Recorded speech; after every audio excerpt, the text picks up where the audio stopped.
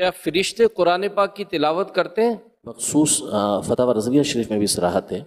اصل میں فرشتوں کو تلاوت سے روکا گیا، اسی لیے وہ ابن آدم جب یعنی انسان جب تلاوت کرتے ہیں مسلمان وہ منہ لگا دیتے ہیں۔ ہاں اکابر فرشتے جیسے جبریل امین علیہ السلام وغیرہ ہیں تو ان کو قرآن پاک پڑھنے کی سعادت ملتی ہے، کیونکہ وہ فرشتوں کو قدرت نہیں ہوتی تلاوت پر، تو جب بندہ نماز پڑھتا ہے تو اس کے منہ پر منہ رکھ دیتے ہیں تلاوت سننے کے لیے، تلاوت سنتے ہیں، اور اگر منہ میں کوئی دانتوں میں کوئی ریشہ وغیرہ ہو تو اس سے فرشتوں کو بہت تکلیف ہوتی ہے کہ منہ بالکل یعنی کہ صاف ہونا چاہیے نماز میں، ریشے وغیرہ۔ اسی لیے میں افطار میں کہتا ہوں کہ منہ صاف کرنے کا اتنا موقع ہوتا نہیں ہے، پانی پیو، پانی دانتوں میں پھنسے گا نہیں۔